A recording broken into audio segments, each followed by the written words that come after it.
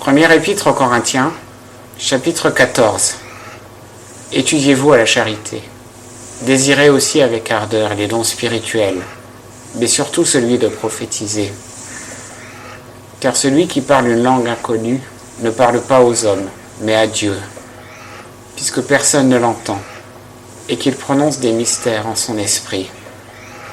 Mais celui qui prophétise édifie, exhorte et console les hommes par ses paroles.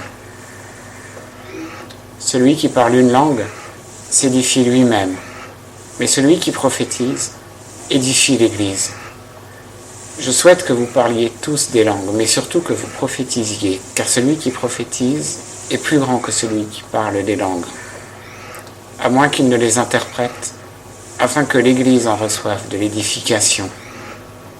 Maintenant, frères, si je venais parmi vous en parlant des langues, à quoi vous serais-je utile si je ne vous adressais des paroles de révélation, ou de science, ou de prophétie, ou de doctrine?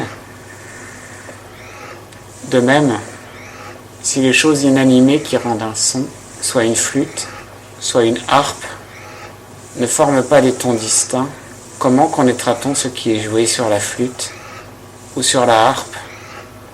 Et si la trompette rend un son confus, qui se préparera au combat? Vous de même, si en parlant une langue, vous faites un discours qui ne puisse être compris, comment saura-t-on ce que vous dites? Car vous parlerez en l'air. Combien, par exemple, n'y a-t-il pas de sortes de mots dans le monde? Et y en a-t-il aucun qui ne signifie quelque chose? Si donc je ne sais ce que ces mots signifient, je serai un barbare pour celui qui parle. Et celui qui parle sera un barbare pour moi.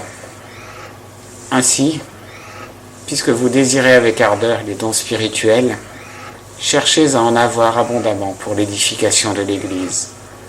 C'est pourquoi que celui qui parle une langue demande le don de l'interpréter. Car si je prie dans une langue, mon esprit prie, mais mon intelligence est sans fruit. Qu'a-t-il donc à faire? Je prierai par l'esprit, mais je prierai aussi par l'intelligence. Je chanterai par l'esprit, mais je chanterai aussi par l'intelligence.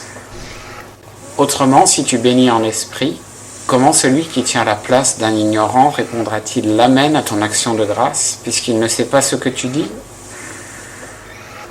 Il est vrai que tes actions de grâce sont excellentes, mais les autres n'en sont pas édifiés. Je rends grâce à mon Dieu de ce que je parle plus de langues que vous tous.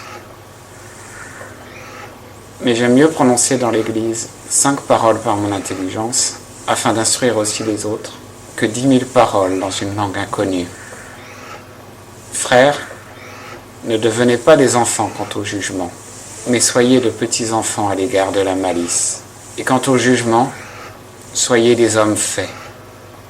Il est écrit dans la loi, « Je parlerai à ce peuple par des gens d'une autre langue et par des lèvres étrangères, et même ainsi ils ne m'écouteront point, dit le Seigneur. » Ainsi donc, les langues sont un signe, non pour les croyants, mais pour les incrédules, au lieu que la prophétie est un signe, non pour les incrédules, mais pour les croyants. Si donc toute l'Église est assemblée en un même lieu, et que tous parlent des langues, et que des gens du commun peuple ou des incrédules y entrent, ne diront-ils pas que vous avez perdu le sens? Mais si tous prophétisent et qu'il entre un incrédule ou un ignorant, il est convaincu par tous, il est jugé par tous. Et ainsi les secrets de son cœur sont manifestés. Et ainsi se prosternant la face contre terre, il adorera Dieu et publiera que Dieu est véritablement au milieu de vous. Que faut-il donc, frères, lorsque vous vous assemblez? Chacun a-t-il un cantique ou une instruction, une langue étrangère, une révélation, une interprétation? Que tout se fasse pour l'édification. S'il y en a qui parlent une langue, qu'il n'y en ait que 2 ou 3, tout au plus, et l'un après l'autre, et qu'il y en ait un qui interprète. S'il n'y a point d'interprète, que celui qui parle une langue se taise dans l'Église, et qu'il parle à lui-même et à Dieu, qu'il n'y ait aussi que 2 ou 3 prophètes qui parlent, et que les autres jugent. Et si un autre assistant a une révélation, que le premier se taise. Car vous pouvez tous prophétiser l'un après l'autre, afin que tous apprennent, et que tous soient exhortés. Or, les esprits des prophètes sont soumis aux prophètes.